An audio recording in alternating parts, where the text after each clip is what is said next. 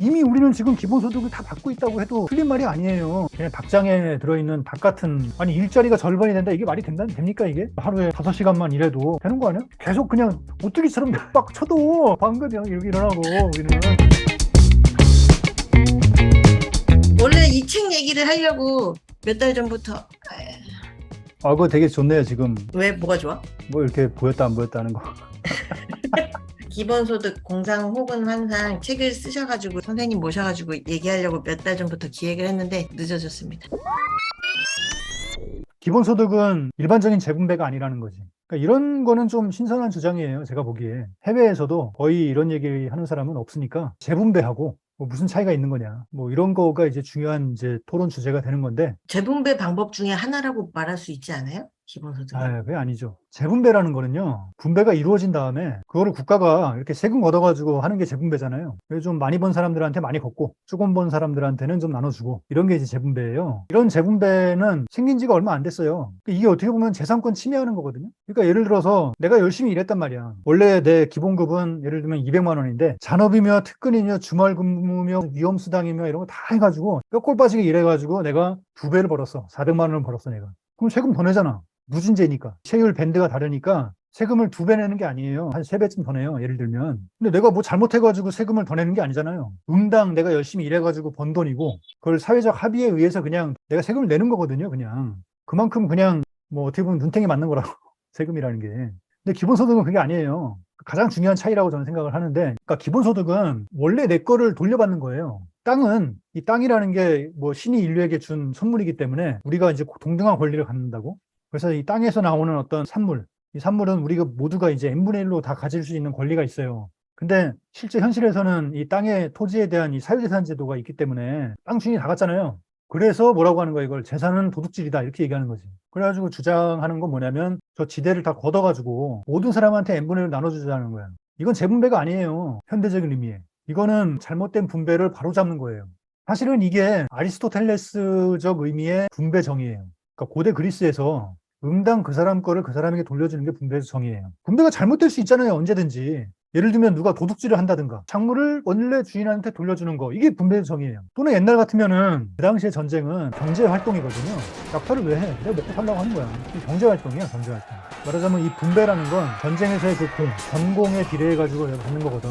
근데 어떤 사람이 엄청나게 분배를 받았어, 전리품을. 근데 옆에 사람이 딱 봤는데 열심히 안 싸우고 싸운 척만 하고 저 뒤에서 그냥 몽땡이 쳤거든? 그러면 그런 거를 법정에 갖고 가가지고 저거 받으면 안 된다고 뭐 재판을 해서 몰수해가지고, 그러면 원래 누구한테 줘야 되냐? 뭐 얘한테 줘야 된다. 뭐 예를 들면 이런 식으로 하는 거. 이게 이제 분배적 정의거든요. 기본소득은 이런 거예요. 그렇기 때문에 기본소득은 모두한테 줘야 되고 n분의 1로 줘야 돼요. 똑같이. 원래 그렇잖아. 땅이라는 게 이재용도 사람이니까 줘야 되는 거고, 장애인은 더 필요가 더 있으니까 더 주고, 이런 게 아니고 장애인도 그냥 인간이니까 주는 거고, 갓난애기도 인간이니까 그냥 주는 거예요. 이념적으로 기본소득의 보편성, 균등성, 평등성, 이런 거는 여기서 나온 거다. 재분배랑 완전히 달라요. 재분배는요, 필요의 원리에 입각해 있어요. 왜 부자한테 더 걷어? 그 사람이 그게 필요가 없으니까 걷는 거야. 왜 가난한 사람한테 나눠줘? 필요하니까 나눠주는 거지. 아니지, 부자한테 더 걷는 건 부자가 우리 빈자들의 몫을 빼앗아갔기 때문에 오히려 이건 분배네. 내 몫을 가져와야 되겠네. 그거는 그렇게 생각할 수는 있는데, 현대 사회에 법 제도라든가 뭐 이런 거에는 그런 게 없죠. 그런 게 거기 들어가기 시작하면 다 뺏어야지. 다 뺏어야지. 그거는 그러니까 우리가 바라는 거고, 우리가 바라는 사회고, 적어도 이 현대 사회에서는 이웃이 굶어 죽는 걸 용납해서는 안 된다, 이런 거는 적어도 우리 법제도에도 들어가 있어요. 그러니까 빈민수당을 주는 거지. 100% 효율적으로 작동을 안 해서 그렇지, 원칙적으로는 그 사람들이 굶어 죽으면 안 되지, 이 사회는. 적어도 거기까지는 가 있다, 우리가. 그러면 그걸 갖다가 정당화 해주는 건 재분배라는 거죠. 경제학적으로 얘기하면 공리주의적으로도 얘기할 수 있고 여러 가지로 그걸 정당화시킬 수 있거든요. 그러니까 부자한테 10,000원은 없는 거나 마찬가지인데 10,000원을 걷어가지고 가난한 사람한테 준다. 그러면 그게 사회적으로 총 효용이 더 높아지는 방법이잖아요. 좀 전문적인 용어로 화폐 한계 효용이 더 크다는 건데, 이 가난한 사람한테. 재분배는 이런 거거든요. 철저하게 이거는 필요의 원리에 입각해 있습니다. 그 화폐 한계 효용이 왜 높은데? 내가 더 필요하니까. 소유권에 대한 침해를 용인하는 방식이에요, 이게. 그렇기 때문에 이런 식의 재분배 개념, 세금 걷고 심지어 나눠주고 하는, 이게 맨 처음에 도입될 때 엄청난 저항이 있었어요. 근대적인 고전적인 재산관에 입각해 있는 사람들은 이걸 용인할 수가 없는 거지. 근데 이렇게 보면은 되게 재밌는 게 기본소득이 되게 재산권을 갖다가 전복하는 것 같잖아요. 막 지대 다 걷고 막 그러자고 하는 걸 하니까. 근데 사실은 재산권 개념에 엄청나게 충실한 입장이라는 거지. 내 거니까 돌려줘야 된다는 거잖아. 너도 이걸 내야 되는 게 그게 네 게 아니니까 내야 된다는 거고. 근데 그건 근대적인 사유재산제의 연장은 아니고 오히려 근데 그게 정근대적인. 그것도 재밌는 부분인데 원래 근대적인 사유재산 제도는요 로크적인 재산 개념이거든. 그러니까 간단히 말하면 내가 노동해가지고 피 땀 흘려가지고 내가 읽었으면 그건 내 거인 거야. 엄밀히 말하면은요 지대를 다 걷자는 게 아니고요. 저 사람들도 이 땅에서 나오는 거에는 두 가지가 있다는 거예요. 하나는 아무 일도 안 해도 그 땅이 그냥 자연적으로 내는 생산력, 인간이 일을 하지 않아도 이 땅에서는 쌀이 한 가마가 나와. 1년에 열심히 거기에 노동을 해. 개간도 하고 잡초도 뽑고 그러면은 한 가마가 아니라 예를 들면 세 가마가 나와. 그러면 이렇게 얘기할 수 있잖아요. 한 가마는 자연이 생산한 거고 두 가마는 내가 열심히 일해가지고 생산한 거잖아. 그러면 엄밀히 말하면 두 가마는 내가 그냥 갖는 거고 한 가마는 내놔야지. 전통적인 소유권 개념은 그 노동이라는 거하고 이렇게 긴밀하게 연결이 돼 있고 기본소득의 재원은 노동하고 아무 상관이 없어요. 그래서 자연이 내려주는 그 생산력 그 부분만 걷어가지고 나눠주는 거예요. 근데 생각해보면 소유가 누구한테 돼 있는지는 별로 상관이 없거든 여기서. 어차피 자연의 생산력 부분 그것만 그냥 내놓으면 되는 거야.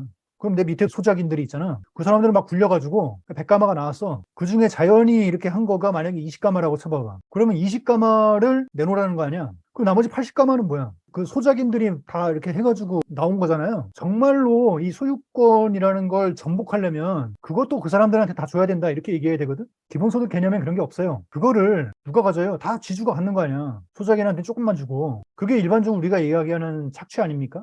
그러니까 기본소득이 무슨 착취에 대해서 문제 제기를 하는 건 아니에요. 근데 오히려 그렇게 들으니까 그러면은 음. 그 자본가한테 막 계급 투쟁을 해가지고 뺏는 것보다 이렇게 타협적으로 설득해가지고 뺏기가 더 쉬울 것 같은데? 그러니까 두 가지 얘기인데 하나는 기본소득하고 재분배하고 구별이 된다고 했잖아요. 이제 이걸 좀 연장하면은 기본소득의 재원이 될 수 있는 게 되게 한정적이라는 거예요.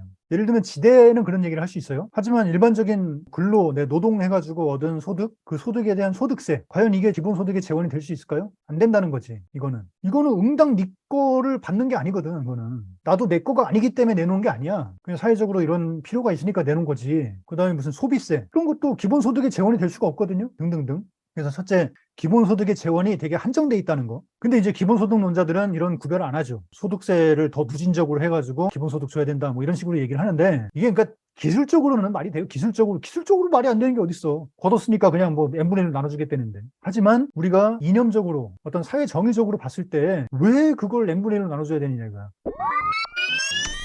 지대는 명확했잖아요. n분의 1로 나눠줘야 되는 이유는 명확했어. 그게 개거니까. 근데 지금은 그게 개게 아니거든. 그 왜 n분의 1로 나눠주며 왜 더 근본적으로는 왜 나눠주며 이런 거에 대해서 대답이 돼야 되는데 결국은 여기에 대답은 필요라는 것밖에 없다는 거지. 필요. 근데 필요는 사람마다 다 달라요. 객관적으로 다르다는 거지. 뭐 그냥 나 혼자 사는 1인 가구하고 애 기르는 그런 가구하고 어떻게 필요가 같아요. 노인 가구하고 청장년의 그런 1인 가구하고 어떻게 같아. 장애인은 또 어떻고.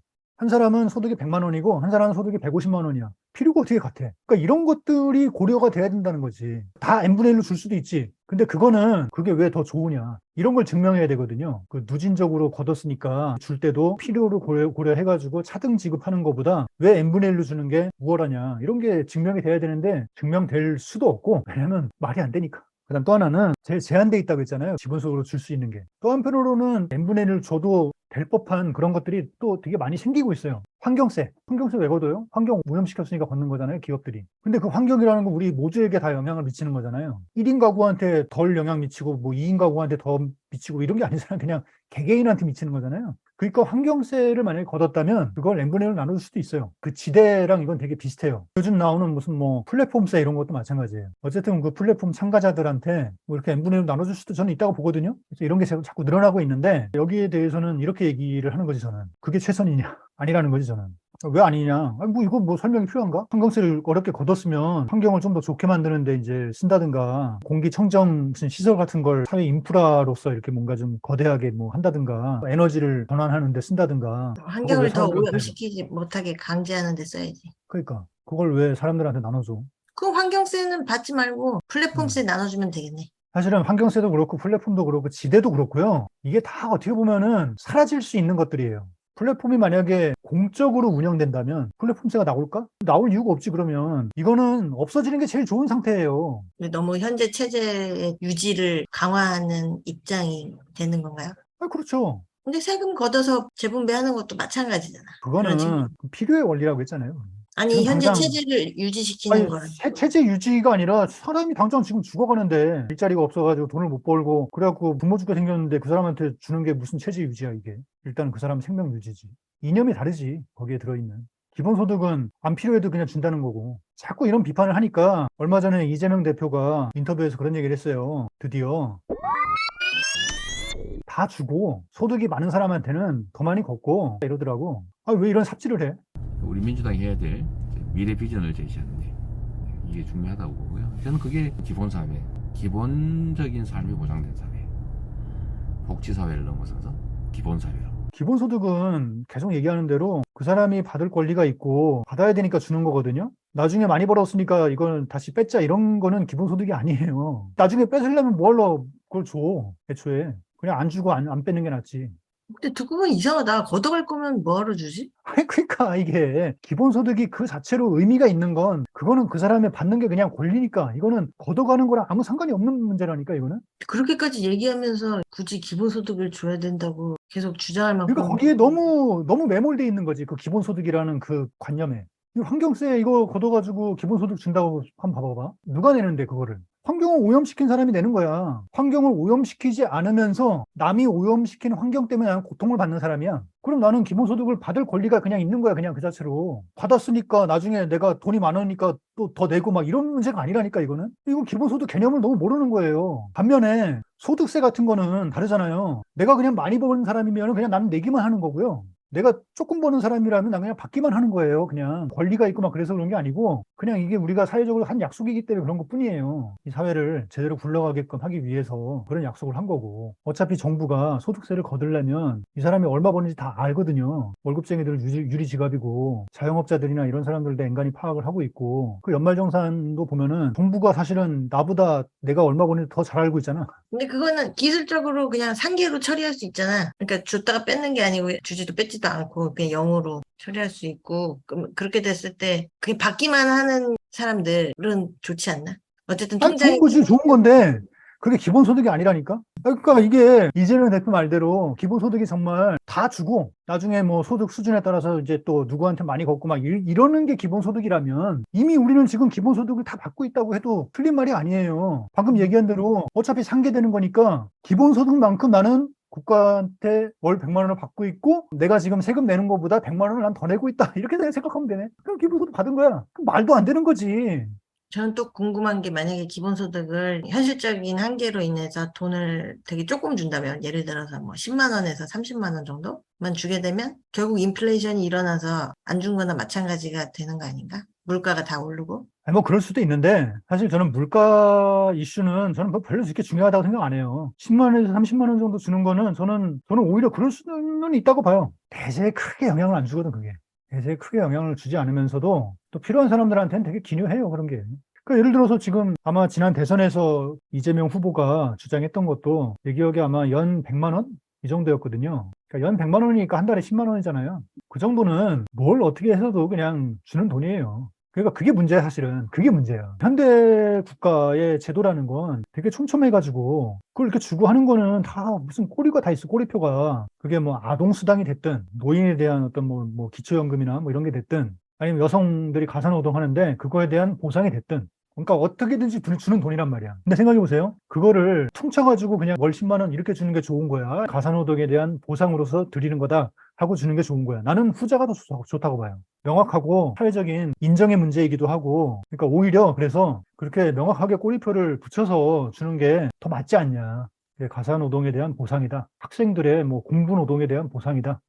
재밌네요. 오히려 음, 기본소득 주장할 때 가정주부든 음, 학생들이든 다들 돈이 생기는 거기 때문에 음. 좋다고 얘기하는데 그냥 지금 단계니까 그냥 다 그냥 좋다고 하는 거지. 나중에 그런 옵션이 이거 다 주면은 10만 원인데 가정주부한테만 주면 20만 원이야. 가정주부가 과연 동의할까?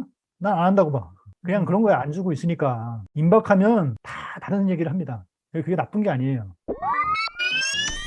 인공지능이 아무리 발달해도 인간은 계속해서 소외된 노동에 시달려야만 할 것이다. 억압받는 쪽에 힘이 약하면. 어떤 식으로든지 이 사회가 돌아가야 되잖아요. 그러니까 지금 4차 산업혁명 이 기술 결정론자들이 얘기하는 건 앞으로 생산에 인간이 필요가 없을 거다라는 건데 저는 거기에 대해서는 기술적으로는 그럴 수 있다고 봐요. 근데 결국 중요한 건 이 사회가 매니지 돼야 되는 거거든요. 그 모든 사람들이 일을 안 해. 그럼 도대체 이 사회가 어떻게 유지가 될까? 그 사람들을 어떻게 통치할 수 있냐고. 결국 현대사회에서 이 임노동 체제라는 게 사람들을 억압하고 또는 통치하는 수단이기도 하잖아요. 사람들이 이제 하루 종일 그냥 그런 임노동에 시달리기 때문에 뭐 거기다 그냥 온 힘을 다 빼앗기니까 다른 데 힘을 발휘하지 못하고 그리고 또 이제 경제적으로 본다면은 경제적 자원의 어떤 순환고리의 되게 중요한 일부분이기도 하고 일하고 받고 또 소비하고 하는 게.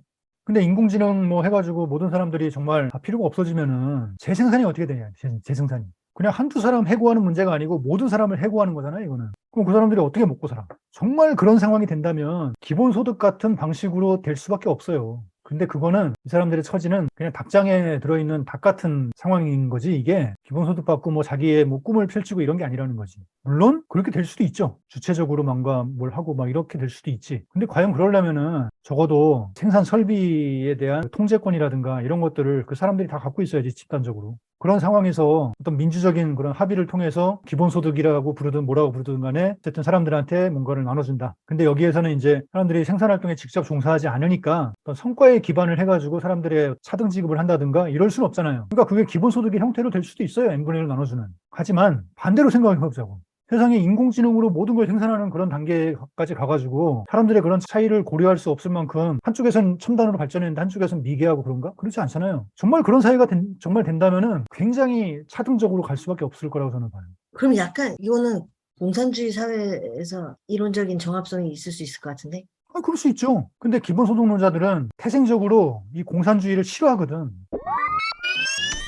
기본소득이라는 건 바로 그 공산주의의 폐해가 극대화됐을 때 나타난 거거든. 기본소득의 이념적, 개념적 기원은 굉장히 막 18세기까지 올라가는데 현대적인 기본소득 개념은 1980년대에 정립된 거예요. 기본소득이 굉장히 복지국가에도 반대하고 공산주의에도 반대하는 게 바로 그래서 그런 거예요.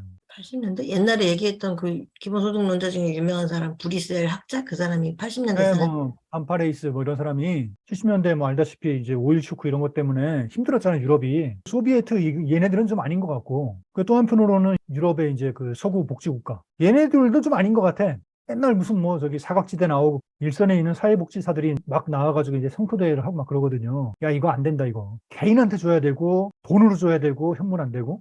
이런 게 이제 그 기본소득 개념에 들어간 게 다 그래서 그런 거예요. 기본소득이 복지국가의 어떤 반대 태제로 이렇게 등장을 하는 거거든요. 기본소득도 하고 복지국가도 하자는 거는 말도 안 되는 거예요. 그러니까 이건 새로운 주장이에요. 그러니까는 기본소득하고 다른 거예요, 이거는. 그러니까 지금 우리나라 이 기본소득론자들이 그런 얘기를 많이 하는데 그건 왜 그러냐면 우리나라는 복지국가도 안 돼 있고 기본소득 같은 것도 이제 없으니까 사실은 기본소득 개념이 이제 만들어진 그 서유럽의 이제 네덜란드 쪽이라든가 벨기에 뭐 이런 쪽은 오히려 복지국가 다 그냥 없애버리고 이제 기본소득으로 가자 뭐 이런 거거든요, 그쪽은.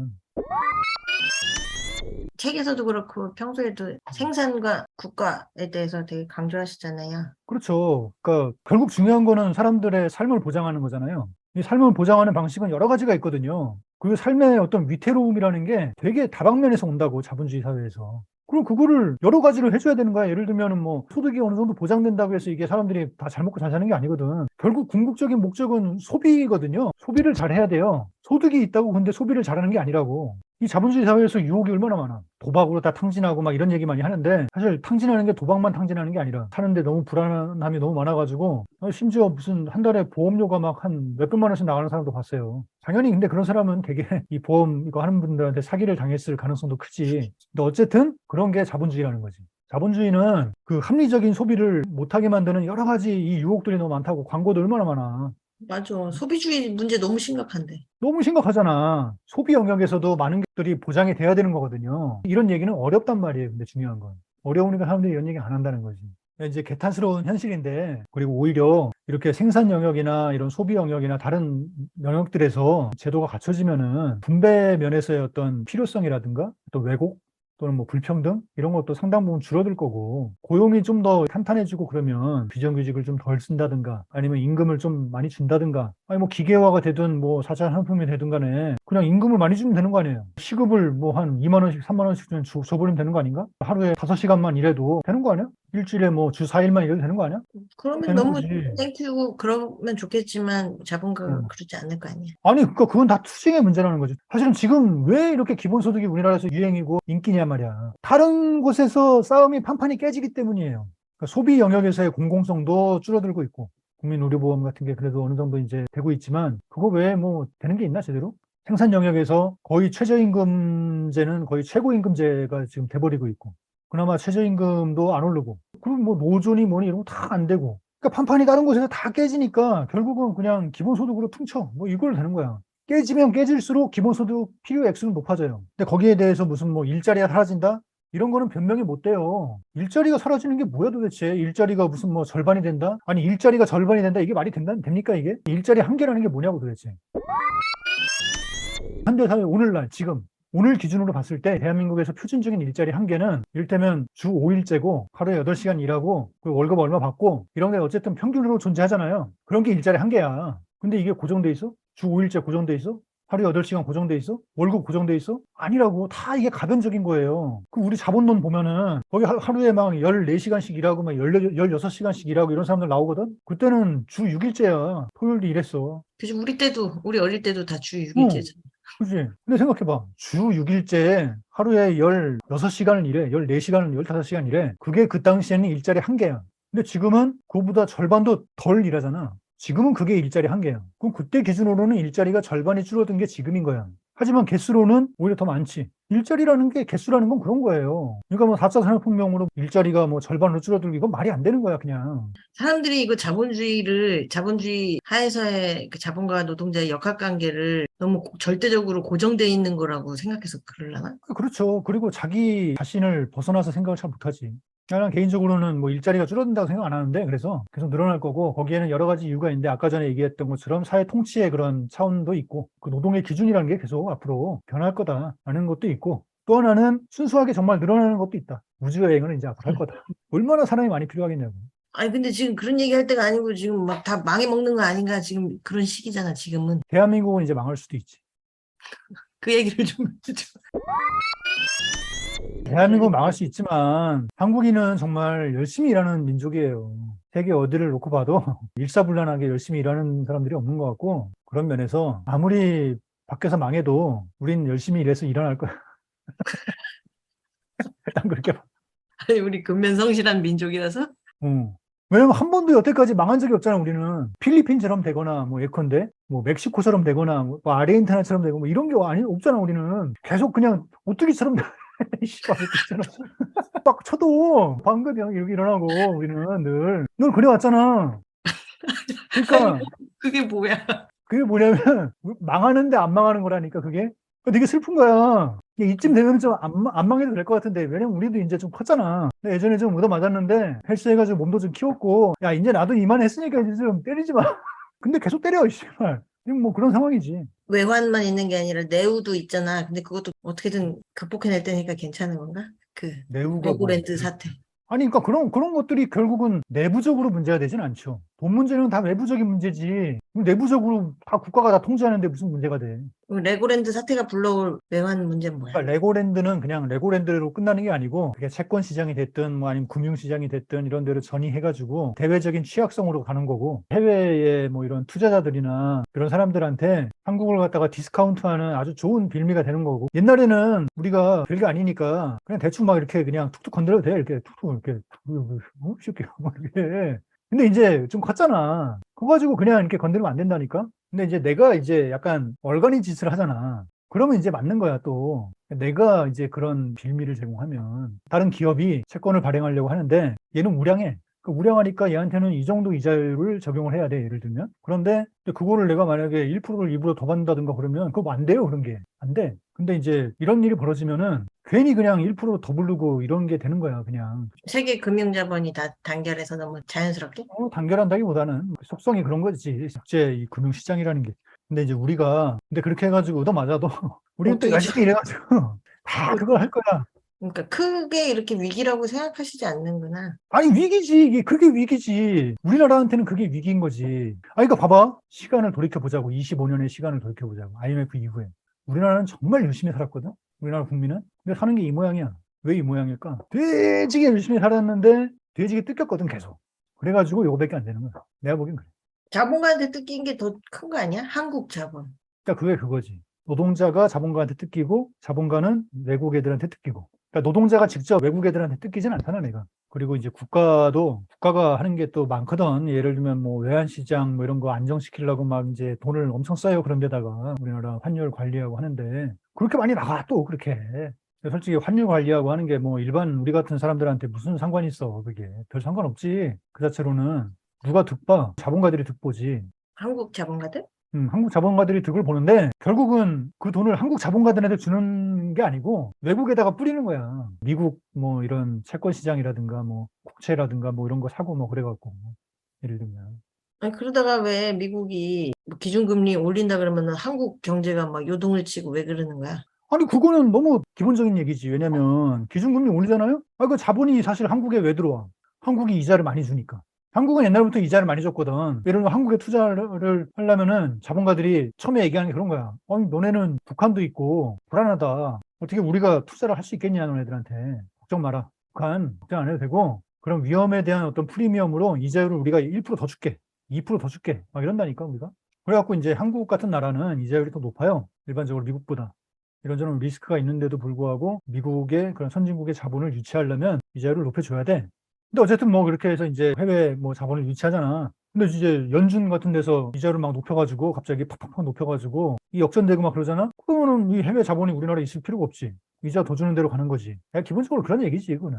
그럼 그냥 자연스럽게 자본이 빠져서 부동산 경기도 침체되는 거야? 부동산은 또 복잡한 얘기니까 그런 얘기까지 하지 말고. 그렇지. 자연스럽게 빠지는 거지. 그게 결국은 그게 우리한테 IMF의 악몽이 그런 거 아니야. 그때 97년도 외환위기라는 게 해외 자본이 막 빠져나갔거든, 그때.